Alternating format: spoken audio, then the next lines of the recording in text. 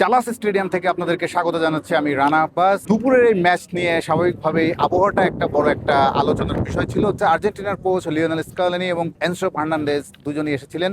অস্ট্রিয়ার coach Ralph Rangnick এবং একই সঙ্গে তাদের মিডফিল্ডার মার্সেল সাবিৎসার দলের প্রতিনিধি হয়ে উপস্থিত ছিলেন। আর্জেন্টিনা অস্ট্রিয়া ম্যাচের সামনে রেখে তাদের ব্যাখ্যা আমরা শুনছিলাম। সেখানে আর্জেন্টিনার কোচের যেটা ভিউ সেটা আপনাদের কাছে শেয়ার করতে চাই। আলজেরিয়া অস্ট্রিয়া যে স্ট্রং থাকবে স্কলনি স্বীকারই করে নিয়েছেন, যেহেতু অস্ট্রিয়া ইউরোপের দল এবং তাদের যে কোচ রাংনিক তিনি প্রেসিং ফুটবলের তাদের সবচেয়ে পুরোধা বলা হয়।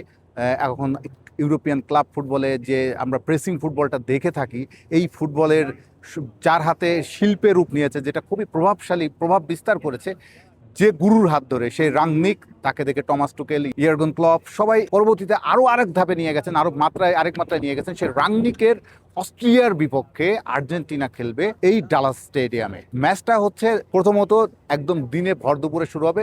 ডালাসের তাপমাত্রা যখন রোদটা মাথার উপর থাকে, হিউজ মানে টেম্পারেচারটা এত বেশি, এত অনুভব হয়, প্রায় 40 degree Celsius feels like. But স্টেডিয়ামের বাইরের কথা বলছি, স্টেডিয়ামের ভিতরের পরিবেশটা কিন্তু ভিন্ন। প্রায় 94-95 হাজার দর্শক ধারণ ক্ষমতা এই ডালাস স্টেডিয়ামটা, পুরোটাই ছাদ ঢাকা এবং পুরোটাই এয়ার কন্ডিশনিং করা পুরো স্টেডিয়ামটা। ভেতরে এতটা তাপমাত্রা অনুভব হয় না, খুবই ঠান্ডা পরিবেশ। তবুও দিনের বেলা যেহেতু ভর দুপুরে খেলা হবে, তারা সবভাবে প্রস্তুতি নিয়েছে। আর্জেন্টিনা খুব ভালোভাবেই তৈরি হয়েছে। তাদের ক্যানসাস সিটিতে, যেখানে তারা বেস ক্যাম্প, সেখান থেকে তারা ডালাস স্টেডিয়ামে রোববার বিকেল 5টায় উড়ে এসেছে। টানা খেলার মধ্যে ধকলের সব খেলোয়াড়ই মোটামুটি কম বেশি ধকলের মধ্যে যেতে হচ্ছে।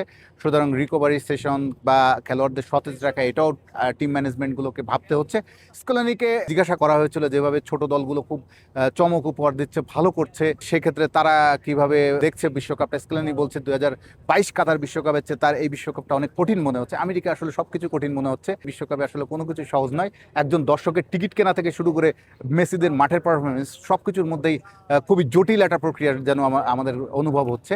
সেই কারণে স্কলোনির কাছেও এইবার টুর্নামেন্টটা অনেক বেশি বৈচিত্র্যময়, যেহেতু বড় 3 দেশ মিলে হচ্ছে, 48 দলের হচ্ছে এবং মাঠের কম্পিটিশন ছোট দলগুলো চমকে দিচ্ছে বড় দলগুলোকে। এখনও অনেক দলই নিশ্চিত হতে পারেনি, যাদের দ্বিতীয়বারের মতো ম্যাচ চলছে। আর্জেন্টিনা অস্ট্রিয়ার বিপক্ষে জিতলে তাদের অনেকটা রাউন্ড অফ 32 দিকে অনেকটা এগিয়ে যাবে। এর ফাঁকে একটা ইন্টারেস্টিং তথ্য জানিয়ে রাখি, যেটি আসলে ম্যাচ সংক্রান্ত নয়। আর্জেন্টিনার কোচ এসেছিলেন প্রেস কনফারেন্সে বাবা দিবসের দিন, তার কাছে জিজ্ঞাসা করেছিল বাবা দিবস নিয়ে। ইন্টারেস্টিং ব্যাপার, তিনি বাবা দিবস নিয়ে বেমালুম ভুলে গিয়েছিলেন যে আজকে বাবা দিবস। তবুও তিনি বাবা দিবসে সবাইকে শুভেচ্ছা জানিয়েছেন, এই পৃথিবীর সব বাবাকে শুভেচ্ছা জানিয়েছেন। এনজো ফার্নান্দেসের কাছে জিজ্ঞাসা করা হচ্ছিল তার পজিশনটা নিয়ে। ন্যাশনাল টিম এবং ক্লাব ফুটবলে তার যে পজিশন, তার মধ্যে একটু পার্থক্য দেখা যাচ্ছে, যদিও তিনি বলছেন তিনি দলের স্বার্থে যেখানে যেভাবে খেলাতে হবে সেভাবে তিনি সেখানে মানিয়ে নিয়ে এবং সেখানে তার বেস্টটা দেওয়ার চেষ্টা করবে। আর স্কলোনির ক্ষেত্রে একটা বিষয় কি, তিনি টানা একই 11 খেলার না, 3টা ম্যাচ তিনি শুধু টানা একই একাদশে খেলিয়েছেন, আর কখনোই তিনি টানা একাদশে খেলেননি। অস্ট্রিয়ার বিপক্ষেও যে আর্জেন্টিনার একাদশ স্টার্টিং 11-এ যে কিছু পরিবর্তন আসবে এটা মোটামুটি নিশ্চিত। তবে খুব বেশি পরিবর্তন নেই। আক্রমণ ভাগটা খুবই পরিচিত। লাউতারো মার্টিনেজ সুযোগ পাবেন হয়তো শুরুতেই, আর লিওনেল মেসি প্রাণভোমরাতে তিনি আছেন।